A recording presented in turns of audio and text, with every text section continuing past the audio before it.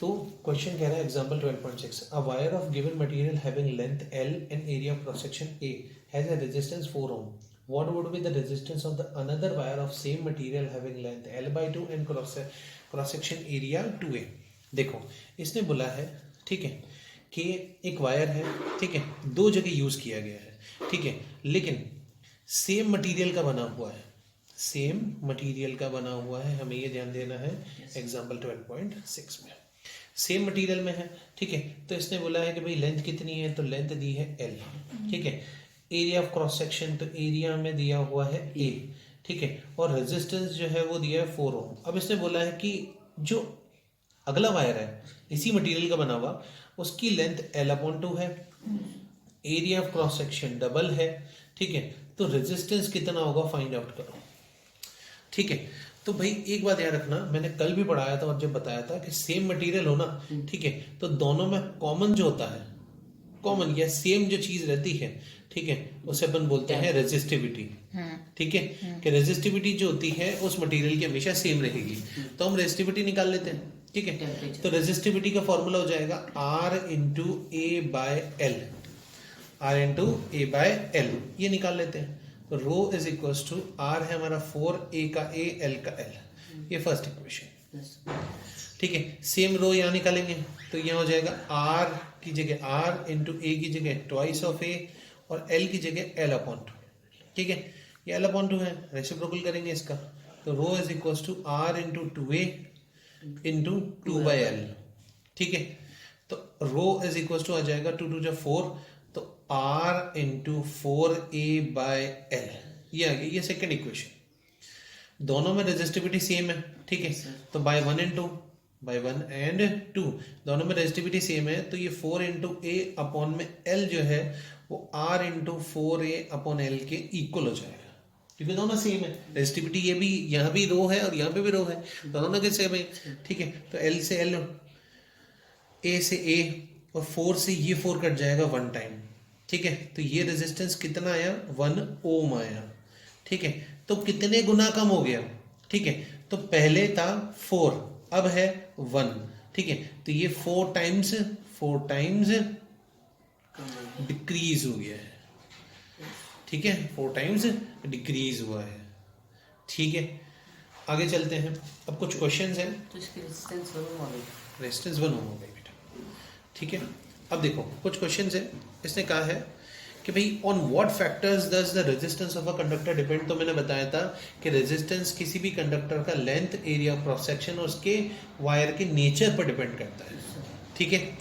फिर क्वेश्चन पूछा है कि will the current flow more easily through a thick wire और अ थिन वायर। तो हम बोलेंगे it will flow easily from a thick wire, ठीक है। Why? Because the area of cross section of the thick wire is more than the area of cross section of thin wire, and we know that resistance is inversely proportional to the area of cross section. If area increases, then resistance will decrease and current will flow easily, ठीक है। Question number 3 पर आते हैं। इसने बोला है कि let the resistance of an electrical component remains constant while the potential difference across the two ends of a component decreases to half of its former value. What change will it occur in the current through it? देखो इसने बोला है कि एक electrical component है, ठीक है, एक इलेक्ट्रिकल कंपोनेंट है, ठीक है, इसमें रेजिस्टेंस सेम, हाँ, रेजिस्टेंस पहले R था यानी X था, अभी भी X है, कांस्टेंट है, ठीक है, और जो पोटेंशियल डिफरेंस है वो डिक्रीज हो गया है इसके फॉर्मर वैल्यू के। तो भाई पहले पोटेंशियल डिफरेंस जो था ना, ठीक है, वो 2 वोल्ट था, मान लेते हैं, तो आधा हो जाएगा तो कितना हो जाएगा, 1 वोल्ट हो जाएगा, ठीक है। तो कह रहा है कि करंट में क्या चेंज आएगा, करंट में क्या चेंज आएगा, मतलब आई जो है पहले कितनी थी और अब कितनी है हमें पता करना है, ठीक है। तो भाई इस तरफ आई निकाल लेते हैं, I1 है ना, और इस तरफ I2 निकाल लेंगे। तो I1 कितना आ जाएगा बेटा, V upon R, V upon R होता है, V है हमारा कितना 2, R कितना है X, सेम यहाँ निकाल लेते हैं। I2 is equal to V है हमारा 1, R है हमारा X। अब क्या करो, अगर ये पता करना है कि इससे इसमें कितना बदलाव आया है, चेंज आया है, इसका रेशियो निकाल लो, I1 और I2 का क्या कर लो, रेशियो निकाल लो। तो ये 2 अपॉन X है, अपॉन में 1/x। तो बेटा ये x से x कैंसिल हो रहा है, क्या बचा 2/1। इसका मतलब पहले करंट कितना था, 2 एम्पियर का था, अब कितने एम्पियर का हो गया है, 1 एम्पियर का। कितने गुना घट गया है, 50%। 50% घट गया नहीं घट गया, ठीक है, यानी हाफ हो गया करंट। ये समझाने का तरीका हुआ इस क्वेश्चन का। अभी तक हो गया ना सवाल, ठीक है, समझ में आएंगे, ठीक है। अच्छी प्रैक्टिस करनी है बेटा इसके ऐसे क्वेश्चंस की, तब जाकर ये एग्जाम में आप लोग अच्छे नंबर ला पाओगे। जितना पोटेंशियल डिफरेंस था उतना ही करंट था यहाँ। पोटेंशियल डिफरेंस हाफ हुआ तो करंट भी हाफ हो गया। तो यहाँ पे भी पोटेंशियल डिफरेंस 2 था और यहाँ पे भी करंट भी था। सही कैसे बताओ। हाँ, अब इसने नेक्स्ट बोला है, why are the coils of electric toaster and electric iron are made up of an alloy rather than a pure metal. ठीक है, तो इसका आंसर मैंने बताया हुआ है कि अलॉयज की रेजिस्टिविटी ज्यादा होती है, इसलिए वो हाई टेम्परेचर पर बर्न नहीं होते। ठीक है, इसलिए अलॉयज से बनाए जाते हैं। अब ये कह रहा है कि use the data in the table, तो डेटा के अकॉर्डिंग हम आसानी से बता सकते हैं कि कौन गुड कंडक्टर और कौन बैड कंडक्टर है। नेक्स्ट टॉपिक पे आते हैं इसमें। हाँ ठीक है, अब देखो बात करते हैं बेटा रेजिस्टर्स की। देखो आपने देखा होगा, ठीक है, कि जब हमारे घर के अंदर, ठीक है, हमारे टीवी के आसपास या कहीं पे प्लग होता है, तो प्लग के ऊपर है ना हमारे पास घर में कभी कभी हम क्या गलते हैं, गलती से एक ही स्विच छोड़ देते हैं, है ना।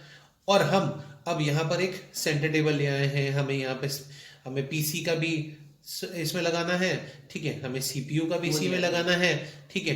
अब हमारे पास मान लो हमें यहाँ पे मोबाइल का चार्जर भी चाहिए, तो हम क्या करेंगे, ठीक है, हाँ एक्सटेंशन कॉर्ड लेकर आएंगे, एक्सटेंशन कॉर्ड लाएंगे, ठीक है, जिसमें एक साथ तीन चार यहाँ पर दिए हुए हों, है ना, जिसके अंदर क्या करेंगे, पीसी का इसमें लगा देंगे, इसमें लगा देंगे, हम चार्जर का इसमें लगा देंगे, वगैरह वगैरह।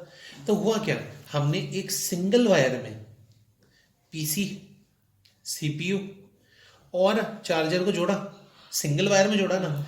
इस तरह के कॉम्बिनेशन में जब एक ही वायर में, ठीक है, आप एक से ज्यादा रेजिस्टर्स को जोड़ते हो तो इसे बोलते हैं सीरीज कॉम्बिनेशन। अरे बात समझ में, जब एक ही वायर में एक से ज्यादा रेजिस्टर्स को अपन ऐड करते हैं तो उसे सीरीज कॉम्बिनेशन कहते हैं। भाई यहाँ पर अपन ने पीसी, यहाँ अपन ने सीपीयू को जोड़ा, यहाँ अपन ने चार्जर को जोड़ा, ठीक है, तो हमने क्या किया, एक के अंदर ही एक से ज्यादा रेजिस्टर्स को जोड़ दिया, ठीक है। तो बेटा ये क्या हुआ, एक ही वायर में जुड़ गए, इसीलिए इसे बोला जाएगा सीरीज कॉम्बिनेशन। ठीक है, एक दूसरा कॉम्बिनेशन की बात करें जो होता है पैरेलल कॉम्बिनेशन, ठीक है, उसका देखो।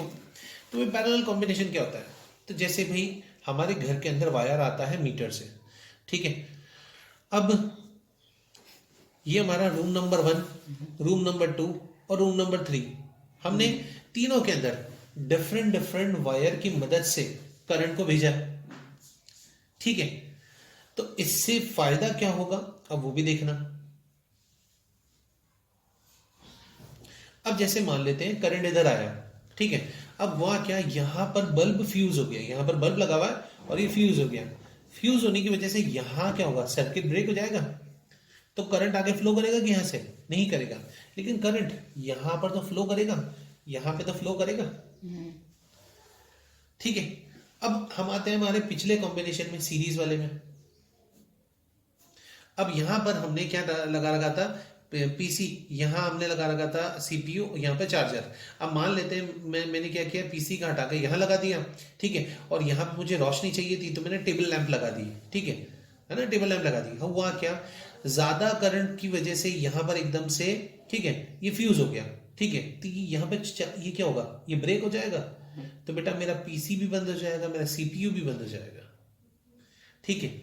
तो सीरीज कॉम्बिनेशन की प्रॉब्लम ये होती है कि इसमें एक बार अगर कहीं पर भी सर्किट ब्रेक हो जाए तो पूरा सर्किट बंद हो जाता है। लेकिन पैरेलल कॉम्बिनेशन की खासियत ये है कि अगर कहीं से सर्किट ब्रेक हो गया तो क्या होगा, बाकी के पास तो अलग अलग वायर की मदद से अपन करंट पहुंचा ही रहे हैं, तो वहां करंट पहुंचता रहेगा। इसी वजह से पैरेलल कॉम्बिनेशन जो होता है हमारे घरों के अंदर, ठीक है, हम प्रेफर करते हैं, ठीक है, समझ में आ गई ये। अब आते हैं इनकी मेन चीजों पर, छोटी बोल रहे,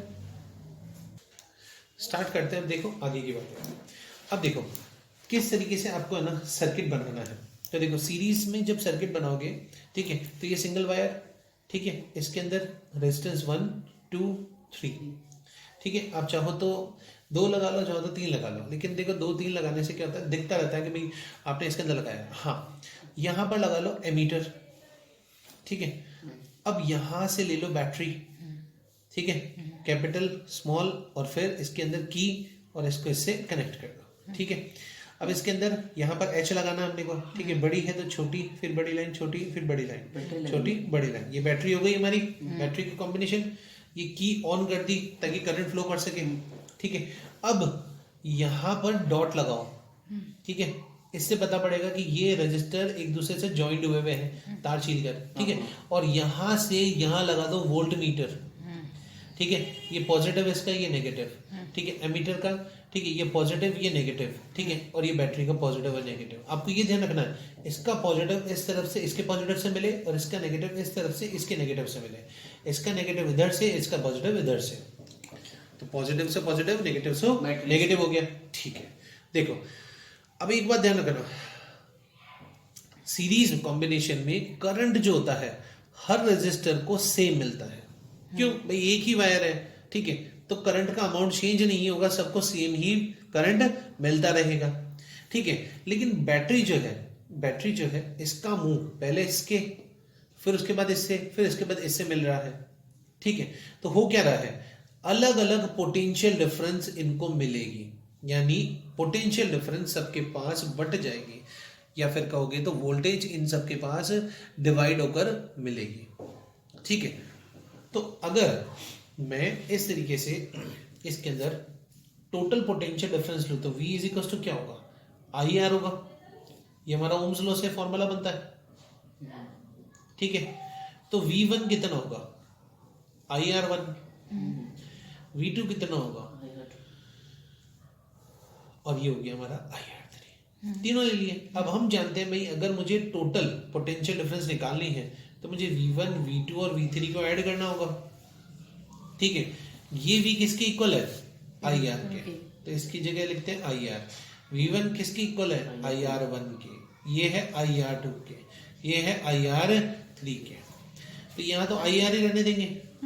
इसमें से पूरे में से I कॉमन लिया तो यहाँ बचा R1 plus R2 plus R3, ठीक है। इस I से I कैंसिल, तो ये R के लगा दो S, ये हो गया रेजिस्टेंस इन सीरीज, और ये रेजिस्टेंस सीरीज का हमने फॉर्मूला डिराइव कर दिया। सो कैसे बोल सकते हैं, कैसे हाँ फॉर्मूला बनाने के लिए, हाँ पहले बोल सकते हैं, बोर्ड में पूछे भी गया है, डेरिवेशन है, ठीक है, तो आ भी सकता है ये, ठीक है। तो इस तरीके से डेरिवेशन आपको आना चाहिए, ठीक है। ये सीरीज डेरिवेशन हुआ, अब पैरेलल का डेरिवेशन करा, ठीक है। अब बात करते हैं पैरेलल में।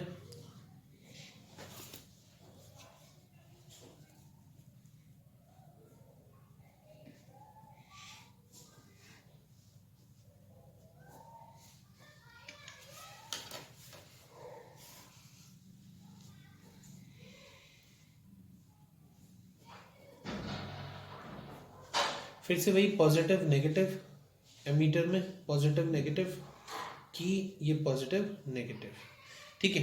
हमने रेजिस्टेंस 1 2 और 3 उनका यूज किया है। अब देखो हमने यहाँ वायर यूज किया सिंगल, तो करंट सबको मिल रहा है, लेकिन हुआ क्या, हमने इसको डिवाइड कर दिया 3 हिस्सों में, तो करंट इस बार डिवाइड हो गया। पहले यहाँ से I करंट आ रहा था, लेकिन इसे मिला I1, इसे मिला I2 और इसे मिला I3, करंट डिवाइड हो गया, ठीक है। लेकिन मुझे ये बताओ, क्या ये सेपरेटली अलग अलग इससे कनेक्टेड है क्या बैटरी से, कि ये डायरेक्ट कनेक्टेड है इससे, ये भी है, ये भी है, मींस इन्हें सेम पोटेंशियल डिफरेंस मिल रही है। इसीलिए हमारे घरों में, ठीक है, जो इलेक्ट्रिसिटी बोर्ड है वो 220 या 230 वोल्ट पर ही क्या करता है, वोल्टेज को बेचता है, ठीक है। यानी जितनी वोल्टेज है वो सेम ही आती है सब जगह। इसीलिए हमारे जितने भी अप्लायंसेज हैं, यानी पंखा, टीवी, कूलर वगैरह जो भी बनता है वो सभी 220 या 230 वोल्ट के हिसाब से ही बनते हैं, ठीक है। अगर कम वोल्टेज पे बनेंगे तो फिर वो चलेंगे नहीं, खराब जल्दी हो जाएंगे, ठीक है। ये भी ध्यान रखना, सब चीजें बेटा, सब चीजें, हर चीज, ठीक है। इसीलिए वोल्ट जो होती है सबकी सेम होती है। तो भी बात कर लेते हैं यहाँ पर। अब देखो इसके अंदर हमारे पास टोटल करंट क्या होगा, तो I is equal to I1 plus I2 plus I3 के इक्वल होगा। ठीक है, चलो इसे फर्स्ट ले लेते हैं। ओम्स लॉ से अगर अपन I निकाले तो क्या होता है, V अपॉन R होता है। ठीक है, सेकंड ले लेते हैं। ठीक है, तो यहां पर हम क्या करेंगे, अब इन तीनों के I1 I2 I3 निकालेंगे। तो I1 की वैल्यू हो जाएगी बेटा V अपॉन में R1, I2 की वैल्यू हो जाएगी V अपॉन में R2 और I3 की वैल्यू हो जाएगी V अपॉन में R3। ठीक है, ये इन तीनों को इसके अंदर हम पुट करते हैं। तो इस I की वैल्यू कितनी है, V अपॉन R। I1 की वैल्यू कितनी है, V अपॉन R1। I2 की वैल्यू है V अपॉन R2 और I3 की वैल्यू है V अपॉन R3। ठीक है, तो ये V upon R as it is रहने देते हैं। इस पूरे में से अपन क्या करते हैं, V कॉमन लेते हैं। V कॉमन लिया तो यहाँ बचा 1, तो 1 अपॉन R1, यहाँ 1 अपॉन R2 और यहाँ 1 अपॉन R3। इस V से हम ये V कैंसिल कर सकते हैं। तो RS यानी सीरीज का फॉर्मूला क्या होगा, R1 plus R2 plus R3। ठीक है, ज्यादा हुए तो इसीलिए अपन डैश डैश डैश लगाते हैं। पैरेलल का फॉर्मूला क्या होता है, 1 upon RP is equal to 1 upon R1 plus 1 upon R2 plus 1 upon R3 so. ठीक है, एग्जाम्पल 12.7 देखते हैं। एग्जाम्पल 12.7 में बोला है कि एक 4 ओम का रेजिस्टर और एक 20 ओम का बल्ब कनेक्ट किया गया है। किससे, एक 6 वोल्ट की बैटरी से। ठीक है, एक 6 वोल्ट की बैटरी से कनेक्ट किया गया है। ये कह रहा है कि find the total resistance of the circuit, यानी सर्किट का, ठीक है, रेजिस्टेंस कितना होगा। ठीक है, तो भैया ये सीरीज में या पैरेलल में, पहले तो ये देखना सीखेंगे अपन। तो अपन देखेंगे कि एक ही वायर में एक दूसरे से कनेक्टेड है, सीरीज में कनेक्टेड है। सीरीज का फॉर्मूला क्या होता है, RS is equal to R1 plus R2। 2 है इसलिए 2 ही लेंगे। तो 4 प्लस 20 यानी कि 24 ओम। ये हो गया इनका टोटल रेजिस्टेंस इन सीरीज। अब इसने बोला है कि भाई जो करंट होगा इस सर्किट में वो कितना होगा। तो हमने देखा है ओम्स लॉ के अंदर क्या होता है, V is equal to IR होता है। तो I को यही रखे तो V अपॉन R हो जाएगा ये। तो ये I का फॉर्मूला आ गया। तो ये है 6, ये है हमारा 24। हम काटेंगे इसको, 6 1 6 4 जा 1/4 का मतलब होता है 0.25। ये 0.25 एम्पियर आ गया। ये पार्ट 1, ये पार्ट 2। पार्ट 3 जो है इस क्वेश्चन को, ये कहता है, ठीक है, कि potential difference across the electric lamp and conductor हमें ये पता करना है। मतलब ये जो 4 ओम का रेजिस्टेंस है, यहाँ पर पोटेंशियल डिफरेंस कितनी होगी और यहाँ पर पोटेंशियल डिफरेंस कितनी होगी, हमें ये पता करना है। तो यहाँ पर V1 होगी और यहाँ पर V2 होगी, इसे पता करते हैं। ठीक है, तो भाई V1 अगर पता करना है तो मैं IR1 यूज करना होगा, और अगर हमें V2 पता करना है तो मैं IR2 पता करना होगा, क्योंकि सीरीज में करंट हमेशा सेम रहता है। ठीक है, हमें ध्यान रखना है। तो V1 हमें पता करना है, तो I कितना है 0.25 और R1 कितना है, R1 है हमारे पास में 4। तो 0.25 को 4 से मल्टीप्लाई करेंगे तो आएगा 1। ठीक है, तो 1 वोल्ट आया। मतलब 4 ओम के रेजिस्टेंस को हमें कितना ये वोल्ट मिल रहा है, 1 वोल्ट पोटेंशियल डिफरेंस मिल रहा है। इसी तरीके से V2 अगर हम पता करें तो 0.25 इंटू 20 करेंगे। ठीक है, तो ये हो जाएगा कितना 5 वोल्ट। ठीक है, तो ये जो क्वेश्चन है बहुत ही इजी सा था, जो किस पर डिपेंडेंट है, ठीक है, सीरीज कॉम्बिनेशन पे। फिर अगर बात करें तो एक पैरेलल कॉम्बिनेशन का क्वेश्चन लेते हैं। ठीक है, देखो जैसे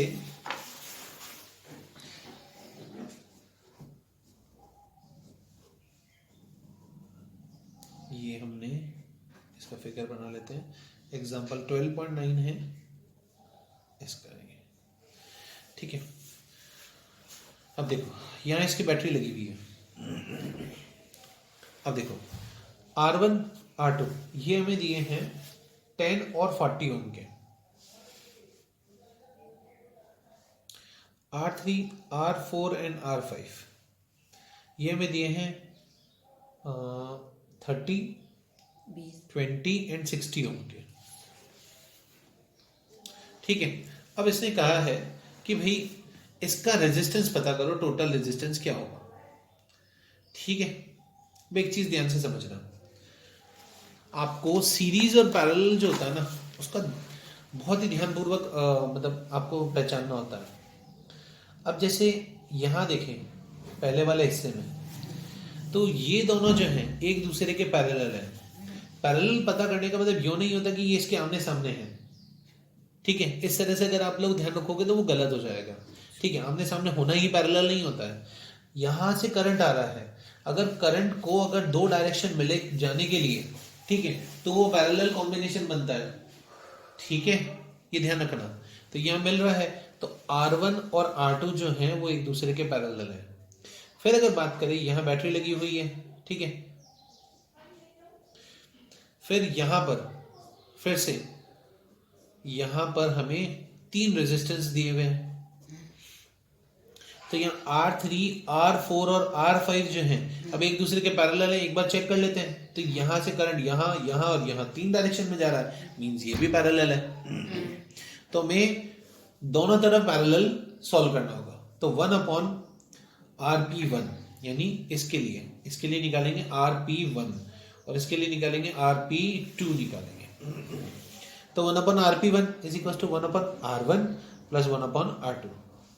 तो ये हो जाएगा 1/10 और ये हो जाएगा 1/40।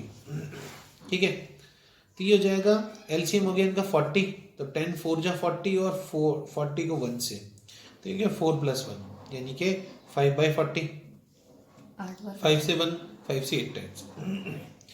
तो 1/RP1 जो है वो आया है हमारा 1/8। ठीक है, अब याद रखना ये जो पैरेलल होते हैं इसके अंदर क्या होता है बेटा, हमें अपॉन में वैल्यू नहीं चाहिए होती, इक्वल में वैल्यू चाहिए होती है, इसलिए इसका अपन रेसिप्रोकल करते हैं। तो जब इसका रेसिप्रोकल करते हैं तो वैल्यू का भी रेसिप्रोकल होगा। तो RP1 की जो वैल्यू है वो जाएगी 8/1 और 8/1 का मतलब 8 ही होता है। तो RP1 हमें मिल गया 8 ओम। इस तरह से सॉल्व करेंगे इनको भी। 1/RP2 निकालेंगे तो हो जाएगा 1/R3, 1/R4 एंड 1/R5। ठीक है, which is equal to 1/30, 1/20 and 1/60। LCM लेंगे इसका भी 30, 20, 60 का। 60 एलसीएम आएगा, 30 से 2 टाइम्स जाएगा, 20 से 1 टाइम और 60 से 1 टाइम, और सॉरी 20 से 3 टाइम और 60 से 1 टाइम। तो ये हो गया 2 1 जा 2, 3 1 जा 3, 1 1 जा 1 यानी कि 6/60, 1 जा 10 जा। तो 1/RP2 की वैल्यू कितनी आएगी, 1/10 आ गई। अब अगर वापस से करेंगे इसका भी रेसिप्रोकल और इसका भी रेसिप्रोकल, तो RP2 की वैल्यू कितनी आई, 10 ओम। यहाँ 8 ओम आई है। ठीक है, यहाँ 10 ओम आ गई। अब ये जो फिगर है बेटा इसे फिर से रीड्रॉ करना पड़ेगा हमें। ठीक है, इसे फिर से रीड्रॉ करेंगे। ठीक है, अभी तो आप लोगों को ये थोड़ा लंबा लगेगा, लेकिन जब आप इसकी बहुत सी अच्छी प्रैक्टिस कर लोगे तब प्रॉब्लम नहीं आएगी। ठीक है, तो यहाँ हमारी बैटरी है। ठीक है, यहाँ से हमने सॉल्व किया और हमने इस फिगर को अब इसमें रिजॉल्व कर दिया है। मींस अभी पहले ये 2 रजिस्टर्स थे अलग अलग वोल्ट के। ठीक है, ये 10 ओम का था, ये 40 ओम का था, लेकिन इन दोनों का जो इक्विवेलेंट रेजिस्टेंस है वो कितना आया है, 8 ओम। तो ये अब 8 ओम ही रह गया।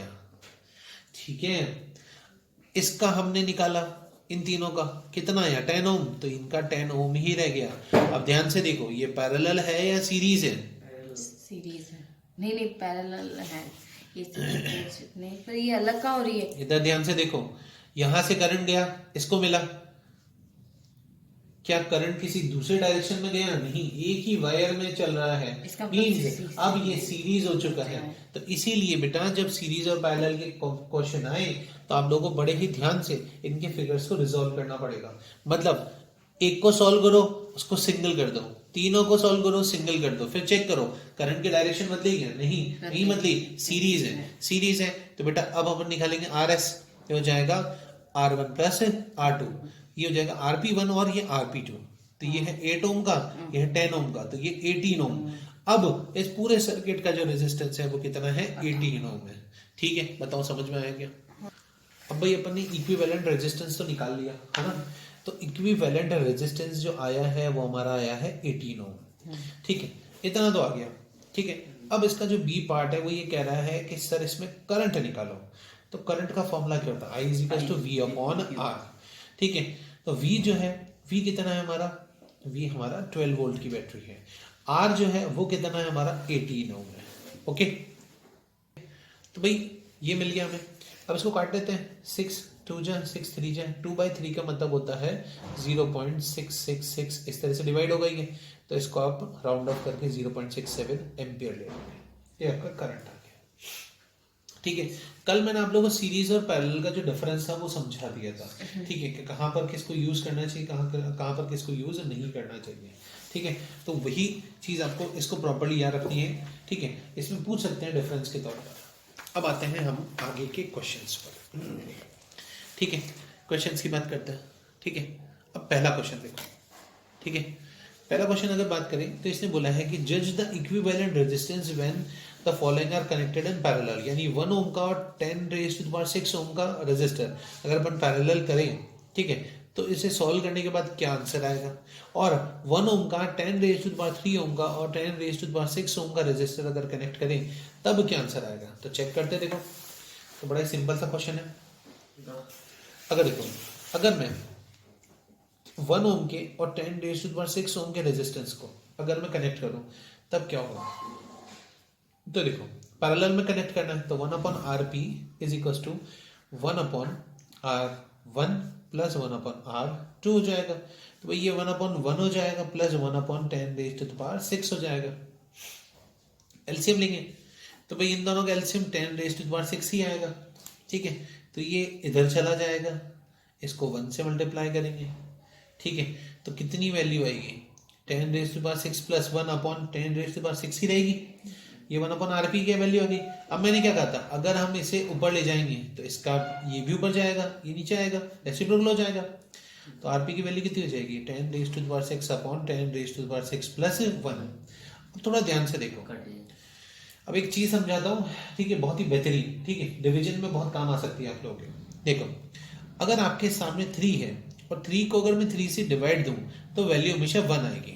ठीक है, लेकिन अगर मैं 3 को अगर मैं 3.1 से डिवाइड दूं, ठीक है, तो आप लोग सोचोगे अरे यार ये तो जस्ट बड़ा वैल्यू है।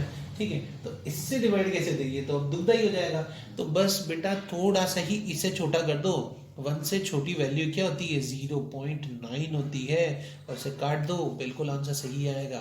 0.99 टाइम्स काट दिया करो। ठीक है, तो ये ध्यान से देखो, 10⁻6 और 10⁻6 तो बिल्कुल सही है। इसमें हमने कितना ऐड किया है, 1। तो अगर मैं इसको इससे डिवाइड दूं तो ये कितने टाइम्स जाएगा, 0.99 टाइम्स जाएगा। ओके, ये बताने का तरीका था, इसको डिवाइड कैसे करना है। तो आरपी कितना है हमारे पास, 0.99 ओम आया। ओके, अब इसका पार्ट बी है। अब इन तीनों को पैरेलल में कनेक्ट किया है, क्या आएगा इक्विवेलेंट रेजिस्टेंस। तो 1/Rp is equal to 1/1 plus 1 में 10⁻3 प्लस 1 में 10⁻6। एलसीएम लेंगे तो 10⁻1 3 और सॉरी 10⁻6 3 और 1, इसके एलसीएम लोगे तो जो बड़ी वैल्यू होती है ना वही एलसीएम बन जाएगी। हाँ, ठीक है, जैसे अगर मैं कहूँ 100 है, ठीक है, तो 100 को मैं 10 का स्क्वायर बोल सकता हूँ। ठीक है, और 1000 है, मैं इसको 10 की पावर 3 बोल सकता हूँ, है ना। तो बेटा इन दोनों में से अगर मैं एलसीएम लूँ ना तो हमेशा बड़ी वैल्यू जो होगी ना वही एलसीएम बनेगी। ठीक है, बड़ी वैल्यू ही एलसीएम बनेगी।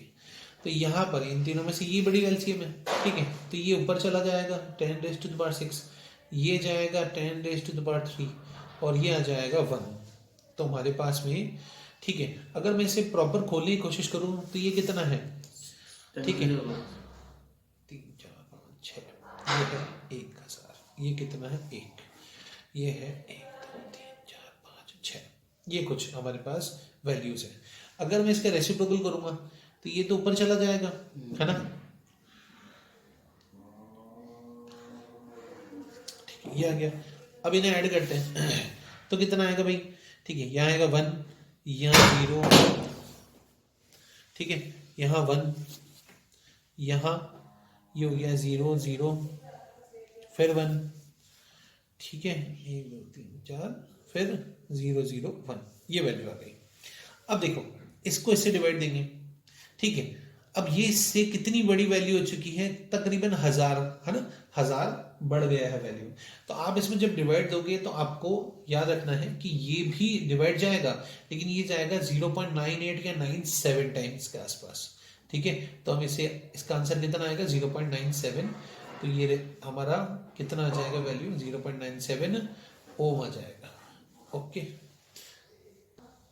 सॉरी, इसके अंदर हम जो डिवाइड देंगे वो 0.99 टाइम्स ही जाएगा, ये लगभग इसका डिवीजन जो है 0.99 टाइम्स ही जाएगा, तो ये आ जाएगा 0.99। ओके, नेक्स्ट क्वेश्चन करते, देखो अब ये कह रहा है एक इलेक्ट्रिक लैंप है 100 ओम का, एक टोस्टर है 50 ओम का और एक वाटर फिल्टर है 500 ओम का, तीनों को कनेक्ट किया पैरेलल में, ठीक है, और 220 वोल्ट सोर्स के साथ इनको जोड़ा गया है। ये बोल रहा है कि उस इलेक्ट्रिक आयरन का क्या करो, ठीक है, उस इलेक्ट्रिक आयरन का हमें रेजिस्टेंस, सॉरी, हाँ, उस इलेक्ट्रिक आयरन का रेजिस्टेंस पता करो जो इसी सेम सोर्स से कनेक्टेड हो और उतना ही करंट यूज करे जितना ये तीनों की तीनों अप्लायंसेज यूज कर रहे हो, ठीक है। वैसे कुछ